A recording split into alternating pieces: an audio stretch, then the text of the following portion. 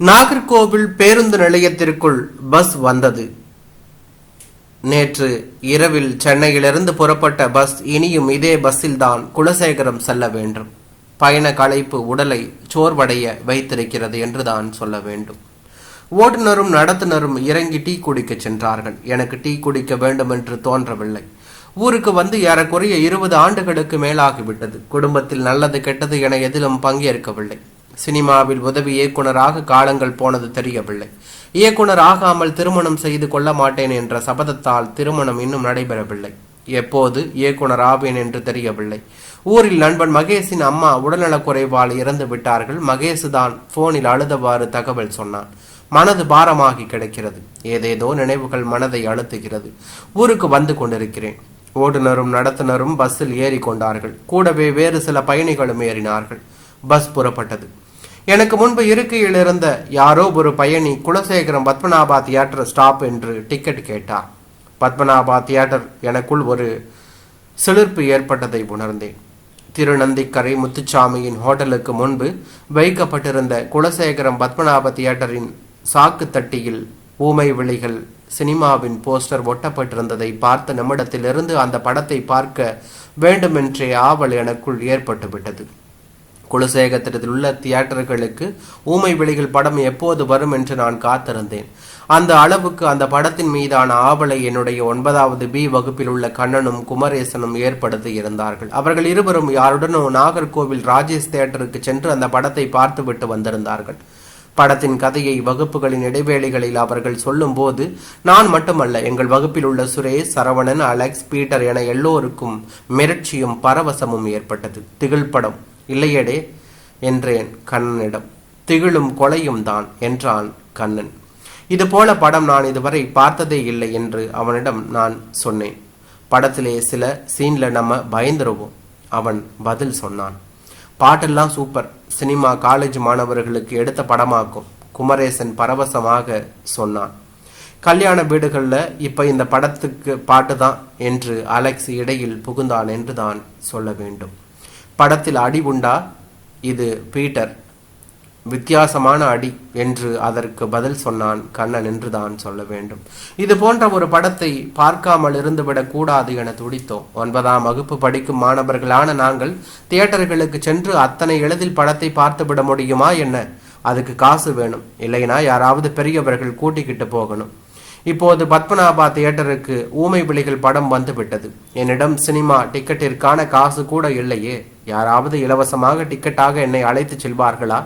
யாரிடம் கேட்பது? யாரிடமாவது 2 ரூபாய் கடன் வாங்கிக்கிட்டு தனியாக படத்திற்கு சென்று விடுவோமா? தனியே படத்திற்கு சென்றால் வீட்டில் உதவிடாதா? அச்சத்திலும் குழப்பத்திலுமாக 2 நாட்கள் ஓடிவிட்டன. அன்று ஞாயிற்றுக்கிழமை. திங்கட்கிழமை மீண்டும் பள்ளிக்கு செல்ல வேண்டும் என்பதால் அன்றைய படத்தை பார்த்தாக வேண்டும் என்ற தவிப்பில் துடித்தேன். அப்போதுதான் மகேஷின் ஞாபகம் வந்தது. மகேஷ் என்னை விட வயதில் சிறியவன். 8Aயில் படிக்கிறான். அவனும் நான் படிக்கும் திருநந்திக்கரை பள்ளிக்கூடம் தான். அவன் அம்மா வீட்டோடு நடத்தும் விறகு கடைக்கு அடிக்கடி விறகு வாங்க நான் சென்றதால் எனக்கு நெருக்கமாகிவிட்டவன். கோயில் தோட்டத்தில் திருட்டு மாங்காய் பறித்து தின்போம். அவனும் நானும் எனது தம்பியும் திருநந்திக்கரை பாலத்தில் இருந்து கால்வாய்க்குள் குதித்து கால நேரம் தெரியாமல் நீச்சல் அடிப்போம். தண்ணீரில் தொட்டு விளையாடுவோம். காசு விஷயத்தில் மகா கஞ்சன் அவன். 5 பைசா கிடைச்சா கூட கூட்டி வைக்கணும்னு தான் நினைப்பான். பள்ளியில் வகுப்பு இடைவேளைகளில் காம்பவுண்டுக்கு வெளியே நிற்கும் ஐஸ்காரனிடம் எல்லோரும் ஐஸ் வாங்கி குடிக்கும் போது இவன் மட்டும் காசு செலவாகுமே என வேடிக்கை பார்த்து நிற்பான்.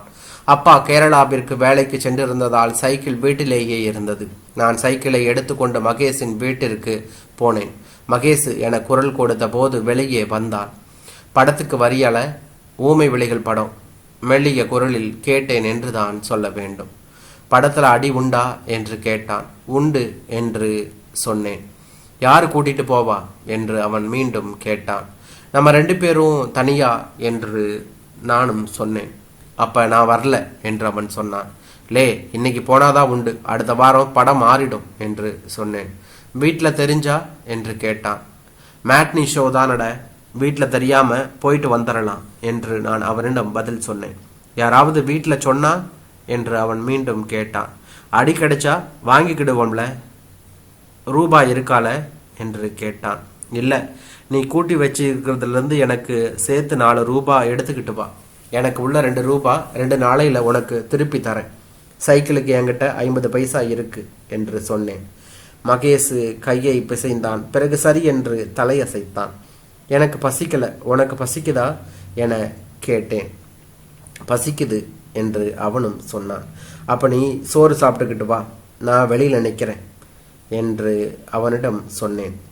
என்னையும் தம்பியையும் சைக்கிளிலும் பின்னாலும் முன்னாலும் வைத்து 2 முறை பத்மநாபா தியேட்டருக்கு அழைத்து சென்றிருக்கிறார் அப்பா. ஒரு முறை சிகப்பு மல்லி, மற்றொரு முறை நான் சிகப்பு மனிதன். அப்பாவுக்கு சிகப்பு படங்கள் தான் பிடிக்கும். தியேட்டரில் ஆண்களுக்கும் பெண்களுக்கும் தனித்தனியாக டிக்கெட் கவுண்டர் இருக்கிறது. சில ஆண்கள் அவர்களுக்கு முண்டான கவுண்டரில் வரிசையாக நின்று டிக்கெட் வாங்கிவிட்டு தாங்கள் அழைத்து வந்த பெண்களையும் குழந்தைகளையும் கேட்டு வழியாக உள்ளே அழைத்து செல்கிறார்கள். தம்பியும் நானும் அப்பாவுடன் வரிசையில் தான் நிற்போம்.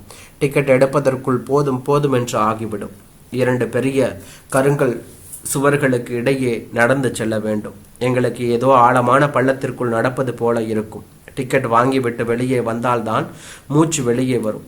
ஒரு முறை படம் தொடங்குவதற்கு முன்பு நம்ம மாவட்டத்தில் உள்ள பெரிய டூரிங் தியேட்டர்ல இந்த தியேட்டரும் ஒன்று. இந்த தியேட்டர் நடுவில் தூண் இல்லை பார்த்தீங்களா?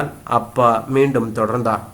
அப்போது நடுவில் தூண் இருந்தா படம் மறையும் இல்லையா அப்பா என்று தம்பி விளக்கம் சொன்னான்.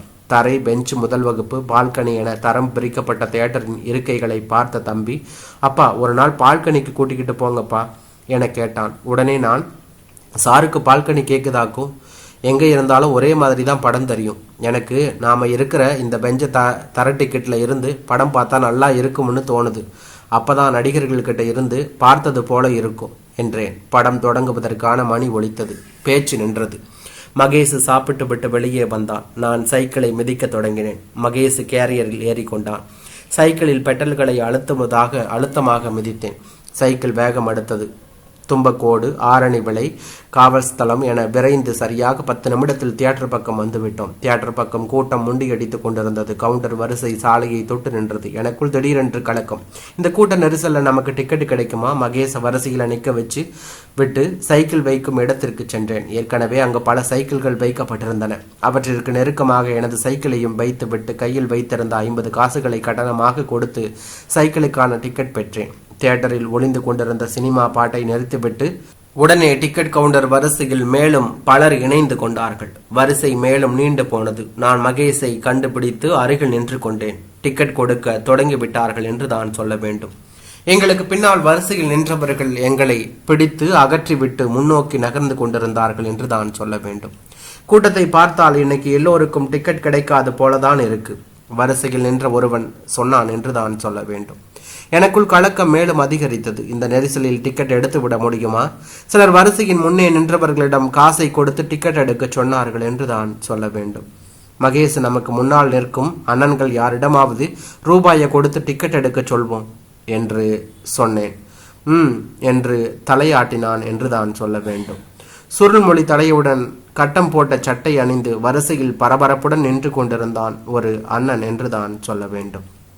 அண்ணா, 2 தர டிக்கெட் எடுத்து தர முடியுமா என்று கேட்டேன். சரி என்று அவனும் சொன்னான்.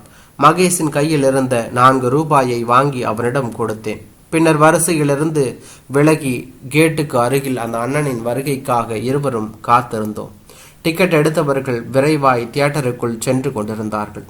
அப்போது அந்த சுருள்முடி கட்டம் போட்ட சட்டை அண்ணன் எங்கள் முன்னால் கடந்து போனான். அண்ணா, டிக்கெட் என்று கத்தினோம். அவனை பார்த்து என்று தான் சொல்ல வேண்டும். யாதுல டிக்கெட்டு? 4 ரூபா தந்து 2 தர டிக்கெட் எடுத்து தர சொன்னோம் இல்லையா என்று சொன்னேன். எப்பமில்ல தந்திய என்று கேட்டவாறு அவன் விரைவாக தியேட்டருக்குள் சென்று விட்டான். நான் அதிர்ச்சியில் உறைந்தேன் என்று தான் சொல்ல வேண்டும். ஒருவேளை வேறு யாரிடமாவது டிக்கெட்டுக்கு ரூபாய் கொடுத்தேனா என்று தோன்றியது. அதன் பின்னர் கவுண்டரை கடந்து சென்றவர்கள் எல்லாம் அவனைப் போல சுருள்முடி தலையுடனும் கட்டம் போட்ட சட்டையுடனும் தான் எனக்கு தெரிந்தார்கள். யாரிடம் காசை கொடுத்தேன்? சிறிது நேரத்தில் டிக்கெட் கவுண்டர் காலியாகிவிட்டது. தியேட்டரின் கதவுகள் அடைக்கப்பட்டன. படம் போட்டு விட்டார்கள் என்று தான் சொல்ல வேண்டும். நானும் மகேஷும் ஒருவர் முகத்தை ஒருவர் பார்த்து கொண்டு நின்றோம். மகேஷின் முகத்தில் கோபத்தின் சீற்றம் ஏறியது. கண்கள் சிவந்தன. நீதான் எனக்கு 4 ரூபாய் தரணும் என்று என்னை நோக்கி விரல் நீட்டினான். எனக்கு பேச்சு வரவில்லை. சரி என்பது போல தலையை மெதுவாக அசைத்தேன். சைக்கிளின் ஞாபகம் வந்தது எனக்கு. சைக்கிள் வைத்திருந்த இடத்திற்கு ஓடினேன். 100க்கு மேல் சைக்கிள் வைக்கப்பட்டிருந்த இடத்தில் எனது சைக்கிளை ஒரு வழியாக கண்டு கொண்டேன். அங்கு நின்ற முதியவரிடம் விஷயத்தை சொல்ல முடியாமல் திக்கி திணறிய போது அவர், சின்ன பயல்வழகு எதுக்கு லட்சுமிமா என முணுமுணுத்தவாறு பெரும் சிரமத்தோடு சைக்கிளை எடுத்து தந்தார். கூடவே சைக்கிள் கட்டணம்னா 50 காசுகளையும் திருப்பி கொடுத்தார். பசியும் ஏமாற்றமும் உடலை தளரச் செய்திருந்தது என்று தான் சொல்ல வேண்டும். போஞ்சு குடிப்பவா மகேஷு என்று கேட்டேன். தேட்டரை ஒட்டியிருந்த பெட்டி கடைக்கு சென்று 2 உப்பு போஞ்சி என்றேன். கையில் இருந்த 50 காசுகளை கொடுத்தவாறு மடக்கு மடக்கென்று போஞ்சியை விரைவாக குடித்தோம். கொஞ்சம் தெம்பு வந்தது போல இருந்தது. சைக்கிளில் ஏறி மிதிக்க தொடங்கினேன். மகேஷ் பின்னால் ஏறி கொண்டான். 2-3 நாட்களாகிவிட்டது. மகேஷிற்கு கொடுப்பதாக சொன்ன 4 ரூபாய் என் கையில் வரவில்லை. மகேஷின் வீடு இருக்கும் தெரு வழியாக பள்ளிக்கு செல்வதை தவிர்த்து கோவில் தெரு வழியாக சென்று வந்தேன். அப்படி இருந்த போதும் மகேஷ் வகுப்பின் இடைவேளைகளில் என்னை தேடி பிடித்து விடுவான் என்று தான் சொல்ல வேண்டும். 4 ரூபாய் கொடு செந்தில் என்று அவனும் சொல்வான். 2 நாளில் தந்துடுவேன் என்பேன் நான். எத்தனை தடவை இப்படி 2 நாளில் தந்துடுவேன்னு சொல்லுவேன்? இனி நான் உன் தம்பியிடம் சொல்லிவிடுவேன் என்று அவன் என்னை மிரட்டுவான். தம்பியிடம் சொல்லிவிடாதே, அவன் அம்மாவிடம் சொல்லிவிடுவான். அப்புறம் வீட்டில் அடிதான் கிடைக்கும் என்று நானும் அவனிடம் சொல்லுவேன். 4 ரூபாயை எப்படி புரட்டலாம்? யாரிடம் கடன் வாங்கலாம்? லீவு நாளில் ரப்பர் தோட்டத்தில் கையால் வேலைக்கு போகலாமா என யோசித்து வந்தேன். மகேஷ் விடாமல் துரத்தி கொண்டிருந்தான்.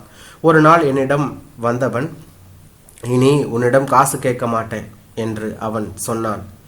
ஏன் என்று நானும் கேட்டேன். அம்மாவிடம் சொல்லிவிட்டேன் என்று அவன் பதில் சொன்னான். உண்மையாட்டா? எனக்குள்ள அதிர்ச்சி பரவியது. ஆமாம், நீ எங்கள் வீட்டு பக்கம் வழியாக வந்தா உன்னை பிடித்து உட்கார வைத்து காசை வாங்கி விடுவதாகவும் இல்லாட்டி உனது சட்டையை கலற்றி எடுத்து விடுவதாகவும் அம்மா சொல்லுச்சு என்றான். நான் நடுங்கி விட்டேன். அவன் அம்மா வீட்டோடு நடத்தும் விறகு கடையில் கடன் சொல்லி விறகு வாங்கி போனவர்களிடம் வாய்ச்சண்டை போட்டு காசை வாங்குவது பலமுறை பார்த்திருக்கிறேன். அன்று ஞாயிற்றுக்கிழமை சரியாக மாட்டிவிட்டேன். மகேஷின் வீட்டிற்கு செல்லாமல் இருக்க முடியாத நிலை ஏற்பட்டு விட்டது. லே செந்தில், மகேஷுக்கு வீட்டுக்கு போய் 2 கட்டு விறகு வாங்கிட்டு வா அம்மா சொன்னான். அம்மா நான் போகல அம்மா, தம்பிக்கிட்ட சொல்லிவிடு அம்மா. அம்மாவிடம் கெஞ்சி பார்த்தேன். அவன் எடுத்துக்கிட்டு வந்துக்கிட மாட்டாம்ல, நீதான் போ என்றாள். அவள் குரலில் கோபமும் எரிச்சலும் இருந்தது. நான் மீண்டும் தயங்கியபடி நின்றபோது, நீ போகலன்னா இன்று சோறு வைக்க முடியாது, பட்டினி தான், வீட்டில் ஒரு துண்டு விறகு கூட இல்லை என்றாள் அடுப்பினடியை கிளறி காண்பித்தபடி. சரி போறேன் என்றேன் தலையை கவிழ்ந்தபடி. அம்மா சமையலறையில் ஏதோ பெட்டியில் இருந்த 4 ரூபாய் சில்லறை காசுகளை எடுத்து என் கையில் கொடுத்தாள். 2 கட்டு விறகு என்ன என்று சொன்னாள். என்று நானும் அதற்கு பதில் சொன்னேன். இல்லை, போட்டிருக்க கிழிஞ்ச நிற்கிற மாற்றிக்கிட்டு வேற நிற்கிறோம் சட்டையும் போட்டுட்டு போ என்று சொன்னாள். சரி என்று நானும் அதற்கு பதிலும் சொன்னேன்.